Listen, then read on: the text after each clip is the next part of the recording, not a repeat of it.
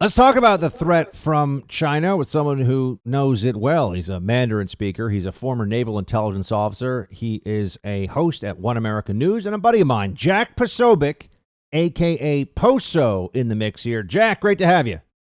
谢谢好朋友，感谢认识。 My thoughts Great to be exactly. here today. Yeah. So tell me this. What do you think is the slowdown for this? I mean, this would be a big thing. This would be a bombshell if we have an intelligence community assessment that says that China worked in this election to influence on behalf of Joe Biden. We got Joe Biden's son in emails asking a Chinese Communist Party connected businessman for, a wire of $10 million.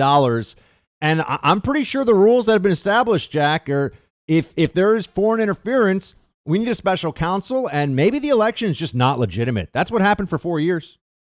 Yeah, it's really amazing what's going on. So to give people the backstory on this, the DNI report is due to be on the president's desk by tomorrow, by Friday the 18th. This is set by executive order. This isn't one of those reports, oh, we'll get it done when we get it done. No. This is set by executive order for the intel agencies writ large, which comes under that sort of capstone of the DNI as an intelligence community assessment to be on his desk 45 days after the election. And by the way, this was something that when the president signed it, this had bipartisan support. Obviously, we want to know if any foreign government is interfering in our elections. This was certainly shoved down the throats of every conservative, every Trump supporter for 4 years straight regarding Russia. But now suddenly we've got this guy, Chris Krebs, who's going out and testifying and saying, oh, no, there was no interference whatsoever. Most secure, freest and fairest we've ever had, right?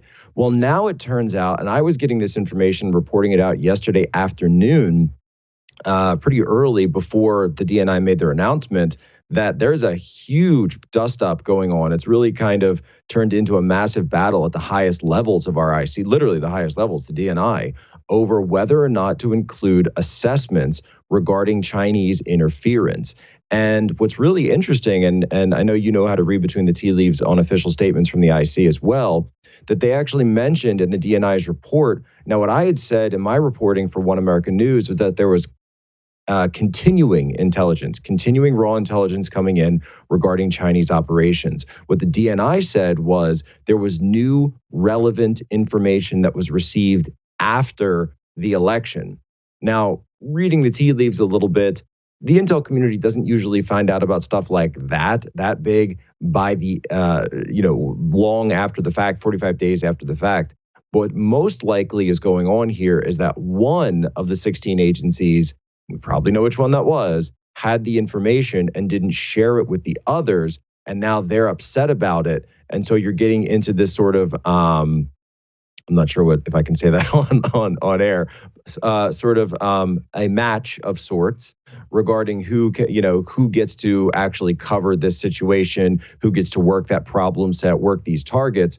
And now DNI Ratcliffe is saying, look, you guys have an issue. Analytic tradecraft, which we all learn, right? Analytic tradecraft would say that when there's disputing assessments, you include them both, and you include the reasons for why, and you set that out. That's basic 101 level stuff. But for some reason, one agency is saying, no, you shouldn't include any assessment, even though there is raw intelligence. Yeah, and Jack, as you I'm sure recall, it's hard for outsiders to understand. You from the you come at this from the naval intelligence side. I come at it from the CIA perspective.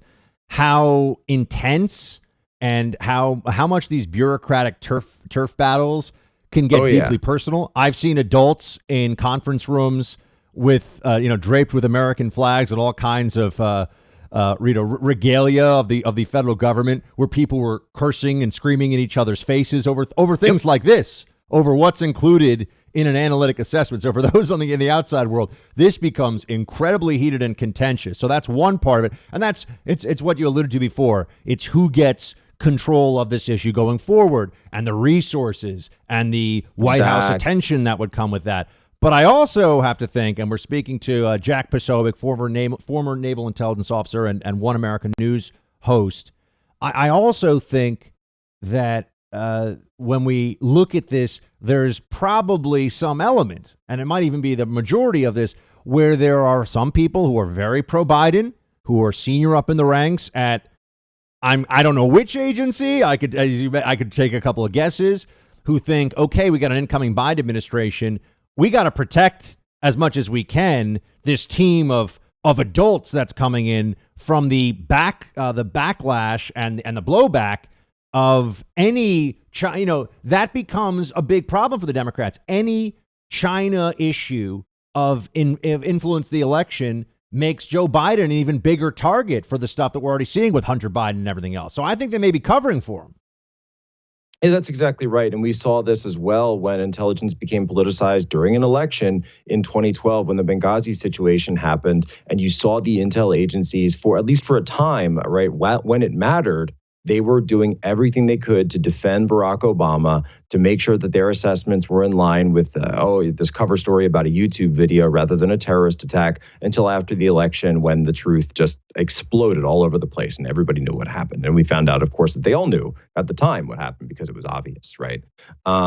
That's a similar situation to what you're seeing now, is because they're also looking at making sure that they're in good standing with what they perceive to be the incoming administration. They want to make sure that they maintain that relationship. And there are also people there who are looking at it from a perspective of, keep in mind, and a lot of people have to know this, that there's different stripes of and different, sort of factions within the IC, but you do have your Cold Warrior types who, for them, Russia will always be the great bear. They are always America's eternal enemy, and everything that the IC does has to be geared towards Russia.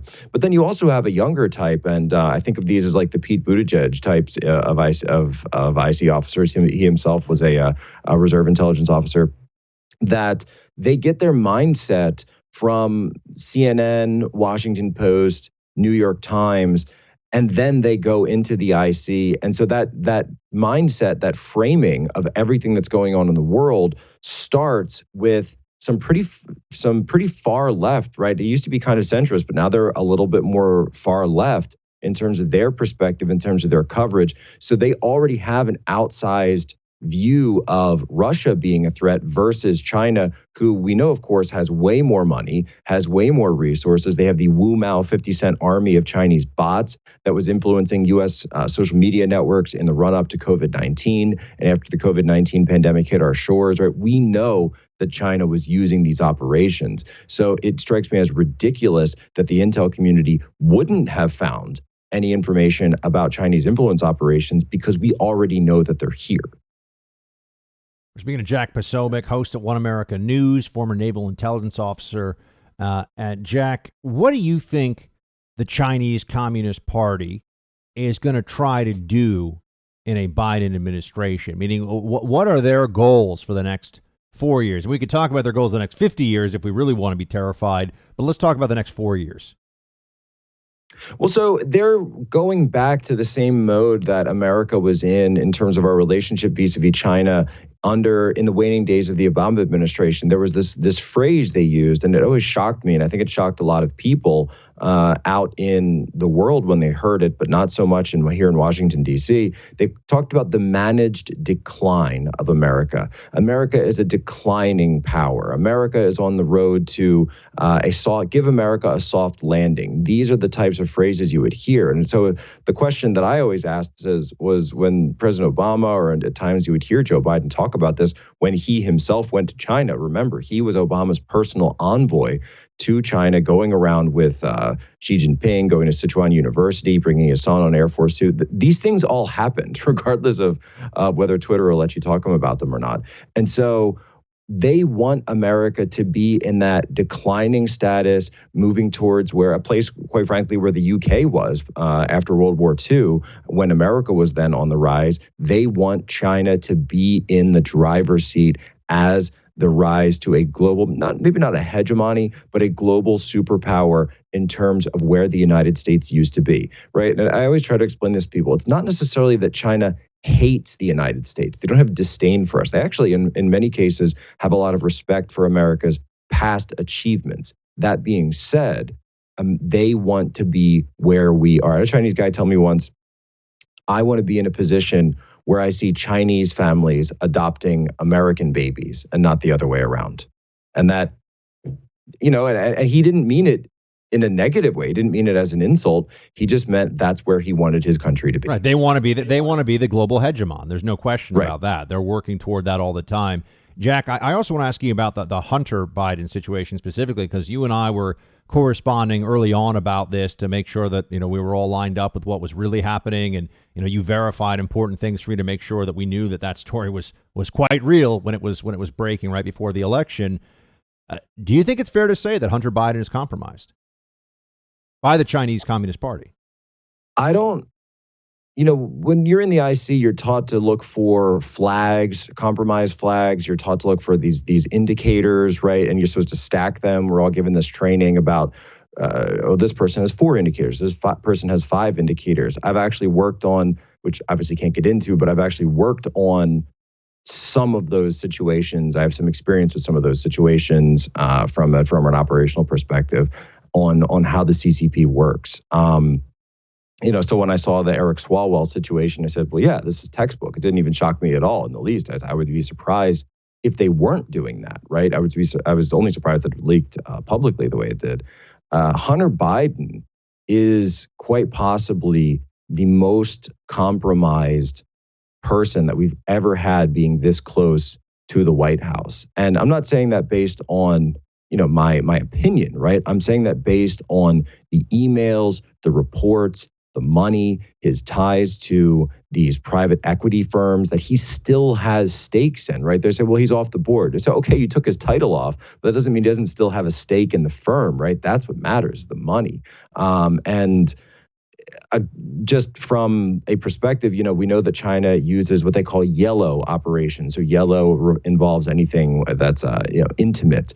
Hunter Biden's a guy where, and I remember I've had access to this hard drive. He filmed all sorts of things and just strange videos, even when it was just himself, very strange videos that this guy was filming.